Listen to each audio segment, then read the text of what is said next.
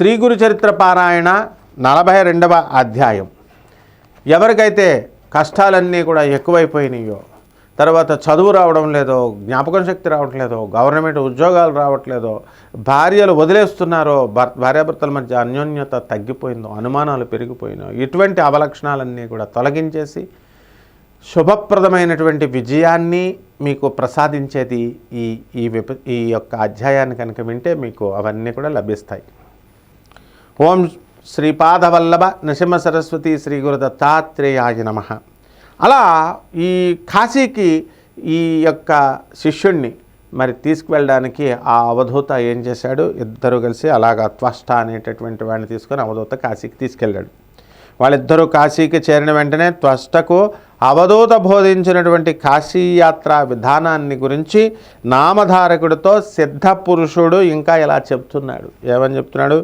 విశ్వేశ్వరుని దర్శనం, అంతర్గృహ యాత్ర, దక్షిణోత్తర మానస యాత్ర, పంచక్రోశ యాత్ర, స్నానము, దానము, అర్చన, శ్రాద్ధము, అన్నపూర్ణ విశ్వేశ్వర బిందుమాధవ, తర్వాత డుండి వినాయక, దండపాణి, కాలభైరవ గుహ, తర్వాత గుహకాశి, మణికర్ణిక మొదలైనటువంటివన్నీ కూడా దర్శించి పూజ చేసి నీ పేరు మీదుగా ఒక లింగ ప్రతిష్ఠ చేసుకో. ఇలా చేస్తే నీ గురుభక్తి దృఢమై ఈశ్వర సాక్షాత్కారం అవుతుంది. కాబట్టి నీవు నిస్సందేహంగా నీ మనస్సులో నీ గురుచరణాలని స్థిరంగా నిలుపుకో అని చెప్పి రెప్పపాటులో అవధూత అదృశ్యమైపోయాడు. త్వష్ట ఏం చేశాడు? ఆశ్చర్యపోయాడు. ఆహా, ఈ మహాత్ముడు నా గురుకృప వలన సాక్షాత్కరించినటువంటి విశ్వేశ్వరుడే ఈయన, సందేహం లేదు ఇందులో. తనను నేను ఆరాధించకపోయినా సరే ఆయన ప్రసన్నుడు అవడం గురుకృప వల్లనే కదా, లేకపోతే ఎన్నో సంవత్సరాలు తపస్సు చేసినా ప్రసన్నుడు కానిటువంటి ఈశ్వరుడు నాకెందుకు ప్రసన్నుడవుతాడు అనుకొని యథావిధిగా కాశీయాత్ర లింగ ప్రతిష్ఠ చేశాడు. అతడు ధ్యానించగానే విశ్వనాథలింగములో శంకరుడు దర్శనమిచ్చి వరం కోరుకోమన్నాడు. అప్పుడు అతను ఏమన్నాడు? తన గురువు భార్య మొదలైనటువంటి వారు అడిగినవన్నీ విన్నవించాడు. శంకరుడు వరమిచ్చి, నాయనా నీ గురుభక్తికి మెచ్చాను, నీవు విశ్వకర్మ అనేటటువంటి సృష్టికర్త అవుతావు అని ఆశీర్వదించి అదృశ్యమైపోయాడు. త్వష్ట సంతోషించి తన గురుపత్ని పిల్లలు కోరినవన్నీ సృష్టించి సమర్పించుకున్నాడు. గురువు సంతోషించి అతని జ్ఞానానికి, అతని జ్ఞానము, సర్వసిద్ధులు, నవనిధులు, యశస్సు కలిగేలాగా ఆశీర్వదించాడు. కాబట్టే గురుభక్తి వలన సాధ్యము కానిది ఏది ఉండదు, ఏది లేదు. గురుభక్తునికి ముగ్గురు మూర్తులు వశులవుతారు, త్రిమూర్తులు ముగ్గురు కూడా. గురువు లేక మోక్షము సిద్ధించదు. అలా శ్రీ గురుసేవా ప్రాశస్త్యం చెప్పడం అయ్యేసరికి సూర్యోదయం అయిపోయింది. సాయం దేవుడు శ్రీ గురునికి నమస్కారం చేసి ఆనంద పారవశ్యంతో ఏం చెప్పాడు? ఓ కృపామూర్తి, నాకిప్పుడు ఒక అపూర్వమైనటువంటి దర్శనమైంది. మీరు ఈ కథలో భాగంగా కాశీయాత్ర వివరిస్తుంటే నేను మీతో కలిసి కాశీక్షేత్రం దర్శించినట్లు అనుభవం అయింది. అది నిద్రావస్థ లేక స్వప్నావస్థ తెలియడం లేదు. జగద్గురు మీ నిజతత్వాన్ని తెలియనటువంటి మూఢులకి విశ్వేశ్వరులైనటువంటి మీరు మానవులుగా కనిపిస్తున్నారు. మీరు ఎక్కడ ఉంటే అదే కాశీ అంటుంటే అతని శరీరమంతా రోమాంచితమై కంఠం గద్గదమైంది. అప్పుడు అతడిలా గురువుని స్తుతించాడు. మొదట అధ్యాయంలో మొట్టమొదట ఏమైందండి? అద్వయులుగా ఉండి సంకల్ప మాత్రం చేత ఈ బ్రహ్మాండం అంతా కూడా ఆ రూపాన్ని, బ్రహ్మాండం రూపాన్ని ధరించి మళ్ళా దానిని పాలించడానికి అవతరించిన ఓ నృసింహ సరస్వతి, మీ పాదపద్మాలకు వందనాలు. కలి ప్రభావం వలన ధర్మం నశించి యజ్ఞయాగాదులు కరువైనప్పుడు దేవతల ప్రార్థనను అనుసరించి భూమిపై మీరు అవతరించి ధర్మాన్ని పునరుద్ధరిస్తూ లోకానికి జ్ఞానజ్యోతిని అనుగ్రహిస్తున్నటువంటి ఓ నృసింహ సరస్వతి, మీ పాదపద్మాలకు నమస్కారాలు. ఇక మూడవది, సంసార సాగరంలో మునిగి ఉన్నటువంటి భక్తుల్ని తరింపజేయడానికి అవతరించి చతుర్థాశ్రమాన్ని అంటే సన్యాసాశ్రమాన్ని స్వీకరించి లోకోద్ధరణ చేస్తున్నటువంటి ఓ నృసింహ సరస్వతి మీ పాదపద్మాలకు నమస్కారం అని ప్రార్థించాడు. అలాగే 4వది, స్వామి మీ చరిత్ర చిత్రమైనటువంటిది, మీ కీర్తి భూమండలమంతా కూడా వ్యాపించిపోయింది. మోగవానికి మాట్లాడే శక్తిని అనుగ్రహించారు, గుడ్డివానికి దృష్టి, గొడ్రాలకి సంతానం, ఎండుకట్టెకు ప్రాణం, విధవరాలకి సౌభాగ్యం, భక్తులకు సిరి సంపదల్ని ప్రసాదించారు. ఓ నృసింహ సరస్వతి మీ పాదాలకు నమస్కారాలు. అలాగే పాపాన్ని దారిద్రాన్ని పోగొట్టి జగత్తుకు జ్ఞానజ్యోతిని ప్రసాదిస్తూ కామధేనువు అలాగే కల్పవృక్షం వలె భక్తుల కోరినవన్నీ కూడా నెరవేరుస్తూ ముముక్షువులకు ముక్తిని కూడా మీరు అనుగ్రహిస్తున్నారు. ఎవరైతే మోక్షం కావాలనుకుంటున్నారో వాళ్ళకి మోక్షాన్ని ఇస్తున్నారు. వేదాలకు కూడా అతీతమైనటువంటి స్వరూపం కలిగినటువంటి ఓ నృసింహ సరస్వతి మీ పాదపద్మాలకు నమస్కారాలు. ఓ గురుమూర్తి మీ పాదపద్మాలను నిత్యం స్మరించే వారికి సర్వతీర్థక్షేత్రాలను సేవించినటువంటి ఫలితం, వాటిని దర్శించిన వారికి వేలాది అశ్వమేధాది యాగాలు చేసినటువంటి ఫలితం ప్రసాదిస్తున్నటువంటి ఓ నృసింహ సరస్వతి మీ పాదపద్మాలకు నమస్కారాలు. తర్వాత 7వ ప్రార్థన ఏమిటి? వేదాలకు కూడా మీకు మీ నామం మహత్యం అంతుపట్టనిది. సకల భువనాధిపతులైనటువంటి మీ పాదద్వయాన్ని నా హృదయ కమలంలో నిలుపుకొని మనసారా మరలా నేను నమస్కరిస్తున్నాను. ఓ నృసింహ సరస్వతి మీ పాదపద్మాలకు నమస్కారాలు. శ్రీ సద్గురు నన్ను రక్షించు. వేదాలకు కూడా అంతుపట్టనటువంటి మీ పరిశుద్ధమైనటువంటి చరిత్రను నేను ఏమి వర్ణించగలుగుతాను? మీరు ఓంకార స్వరూపులు. పంచభూతాలు, సూర్యచంద్రులు, జీవాత్మ అనేటటువంటి 8 రూపాలలో మీరే విశ్వరూపం ధరించారు.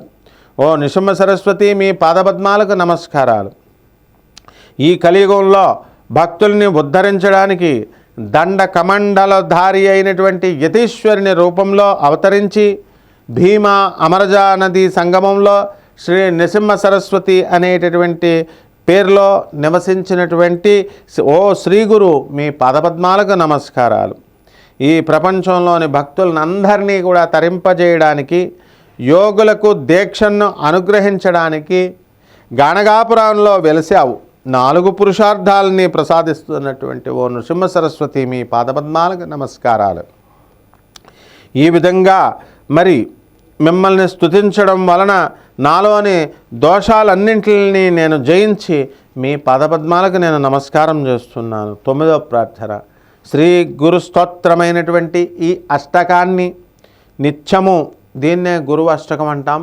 మరి ఈ అష్టకాన్ని నిత్యము పఠించినటువంటి వారికి బలము, సంపద, సద్బుద్ధి, వర్చస్సు, పుత్ర పౌత్రాభివృద్ధి, ఆయురారోగ్యాలతో కూడినటువంటి ఐహిక సౌఖ్యానికి తోడు అటు తర్వాత ముక్తిని కూడా లభిస్తుంది అని చెప్పి శ్రీ గురుడు వెంటనే సంతోషించి, నాయనా నీకు కాశీ దర్శనమైంది కదా, ఇందువలన నీ వంశంలో 21 తరాల వారు కాశీయాత్రా ఫలం సిద్ధిస్తుంది. 21 తరాల వారికి నీవు మా దగ్గర ఉండి మా పాదసేవ చేసుకో అని. కానీ అలా చేయాలంటే ఆ మ్లేచ్ఛ రాజు సేవలో ఉండకూడదు నువ్వు. కాబట్టి నీ భార్యా బిడ్డలను తీసుకువచ్చి గంధర్వ నగరంలో ఉండు అని చెప్పి అతన్ని వెంట పెట్టుకుని గ్రామంలోని తన మఠానికి తిరిగి వచ్చేశారు. సాయం దేవుడు ఏం చేశాడు? ఆ ప్రకారమే స్వగ్రామానికి వెళ్ళి భార్యా బిడ్డలను తీసుకొని ఒక భాద్రపద శుద్ధ చతుర్దశి రోజున గంధర్వపురంలో చేరాడు. అతడు శ్రీగురిని దర్శించి త్రిమూర్తి స్వరూప మాలకాకి మానస సరోవరంలో మునిగి రాజహంస అయిపోయినట్లు మీ దర్శనమాత్రం చేత మా పాపాలన్నీ కూడా నశించిపోయాయి. గంగాజలం పాపాన్ని, తర్వాత చంద్రుడు తాపాన్ని, కల్పవృక్షం దైన్యాన్ని పోగొడుతుంది. కానీ పాప తాప దైన్యాలన్నింటినీ కూడా 3 మీ దర్శనము పోగొడుతుంది. మీ కృప సర్వ పురుషార్థాలను వెంటనే ప్రసాదించగలగదనేటటువంటి శృతి వాక్యం నాకిప్పుడు అనుభవమైంది అని మైమర్చి గంతులేస్తూ తన మాతృభాష అయినటువంటి కన్నడంలో ఇలా స్తుతించాడనమాట. 1 భూమిపై భక్తుల పాలిట భాగ్యనిధి అయిన అవతరించినటువంటి శ్రీ నృసింహ సరస్వతిని నేను చూడగలిగాను. 2 భక్తితో ధ్యానించే వారికి సుఖమిచ్చేటటువంటి జగత్పిత అయినటువంటి మీ చరణకమలాలను నేను దర్శించగలిగాను. 3వది సంసారంలో తపిస్తున్నటువంటి భక్తులకి అభీష్టాలనిచ్చి యోగులకు యోగ సిద్ధిని అనుగ్రహించేటటువంటి శ్రీ నృసింహ సరస్వతి దర్శన భాగ్యం నాకు నేడు కలిగింది. 4 మహావాక్యాలుగా చెప్పబడినటువంటి పరతత్వమే సగుణమై సత్పురుషుల్లా ఉద్ధరించడానికి దండ కమండలాలను ధరించి యతి సార్వభౌముడిగా అవతరించినటువంటి ఓ నృసింహ సరస్వతి నేడు నాకు మీ దర్శనమయ్యింది. ఇక 5 భక్తపాలుడు దయా సముద్రుడు అయినటువంటి మీ పాద స్పర్శ వలన ఈ గంధర్వపురం భూకైలాసమైపోయింది. అలాంటి మీ పాద దర్శనం నేడు నాకు లభించింది. ఇక 6వది యతులు అనే నక్షత్రాల మధ్య చంద్రునిలాగా ప్రకాశిస్తున్నటువంటి మీ దర్శనం నాకు నేడు కలిగింది. మీ యతి రూపంలో భక్తుల జన సమూహమే మహాభాగ్యమై భక్తజనుల మహాభాగ్యమే సాకారమై వెలిసింది. ఇక 7 వేదాంత తత్వానికి ఆదర్శమైనటువంటి చరిత్రను చూపే మీ పాదాలను నేను దర్శించగలిగాను. భక్తులను రక్షించడంలో జాగు చేయని ఓ దయాఘన మరి నీకు జయము. 8వది ఆనంద సముద్రుడు గంధ పరిమళాలతో శోభిల్లే యోగి జన వల్లభుడు అయినటువంటి శ్రీకృష్ణుడు మీ రూపంలో దర్శిస్తున్నాను.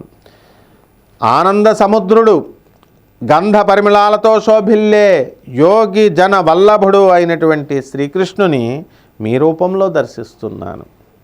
కాబట్టి కృష్ణుడు దత్తాత్రేయుడు ఇద్దరు ఒకళ్ళే అన్నమాట. నృసింహ సరస్వతిలో ఆ యోగిరాజు అయినటువంటి శ్రీకృష్ణుడిని దర్శించాడు సాయం దేవుడు.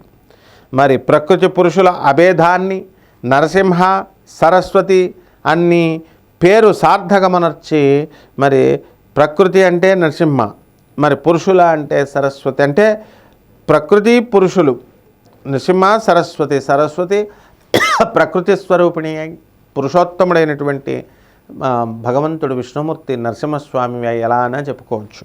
కాబట్టి ఆ పేరును సార్థకం చేసినటువంటి జగద్గురు రూపంలో మరి నువ్వు సంచరిస్తున్నటువంటి శ్రీ మహావిష్ణువుని నేను దర్శించుకున్నాను అన్నాడు అని ప్రార్థించేసరికి శ్రీగురుడు ఎంతో సంతోషపడ్డాడు.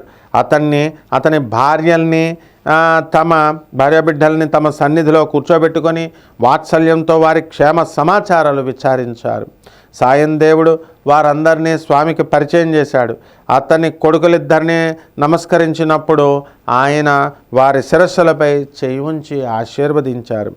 అప్పుడు సాయందేవుని పెద్ద కుమారుడు నాగనాథుని చూపిస్తూ ఆయన, సాయందేవా, ఇతడు సిరి సంపదలతో చిరకాలం జీవిస్తాడు. వీడే మా నిజమైన భక్తుడు, మాకు ప్రీతిపాత్రుడు. వీడి కీర్తి ఎంతగానో విస్తరిస్తుంది. ఇతడు వంశోద్ధారకుడవుతాడు. సౌభాగ్యవతి అయినటువంటి నీ భార్య పతివ్రత. మీకింకా 4 కొడుకులు పుడతారు. మ్లేచ్ఛని సేవించడం వలన ఈ పుణ్యం నశిస్తుంది. కాబట్టి నీవది విడిచిపెట్టి మా వద్దనే ఉండు అని చెప్పి అతని భార్య బిడ్డల్ని కూడా అందుకు ఒప్పించారు. తర్వాత సాయం దేవునితో స్వామి ఏం చెప్పాడు, మొదట వీరిని తీసుకొని సంగమానికి వెళ్ళి స్నానం చేసి అశ్వత్థాన్ని పూజించుకొని తిరిగి రా అని చెప్పాడు. ఆ రోజు అనంత పద్మనాభ చతుర్దశి కాబట్టి నది ఒడ్డున ఎందరెందరో అనంత వ్రతాన్ని చేసుకొని శ్రీగురుని దర్శించుకోవాలని చెప్పి గంధర్వ నగరానికి వస్తున్నారు. శ్రీగురుడు సాయందేవుని కూడా అనంత వ్రతం చేసుకోమని చెప్పాడు. చెప్పేసరికి అతడు, మీరే నాకు అనంతులు, మీ పాదసేవయే నాకు అనంత వ్రతము, నాకు ఇంకా వేరే వ్రతం ఎందుకు అని అన్నాడు. స్వామి ఏం చెప్పాడు, నాయనా, నీవు నా మాట విని వ్రతం చేసుకో. పూర్వం కౌండిన్యుడు అనేటటువంటి ఋషి ఈ వ్రతాన్ని చేసుకొని అభీష్టాలన్నీ పొందాడు. నీవు కూడా కౌండిన్య సగోత్రుడివే కాబట్టి ఈ వ్రతాన్ని ఆచరించు అన్నాడు. అప్పుడు సాయం దేవుడు ఏం చెప్పాడు, స్వామి, అలా అయితే ఆ వ్రత విధానమో ఏమిటో మరి మా గోత్ర ఋషి దాని వలన ఎలా కృతార్థులయ్యారో వివరించండి అని చెప్పి కోరాడు. అప్పుడు శ్రీ గురుదేవుడు వివరిస్తున్నారనమాట. జయ గురుదత్త, శ్రీ గురుదత్త.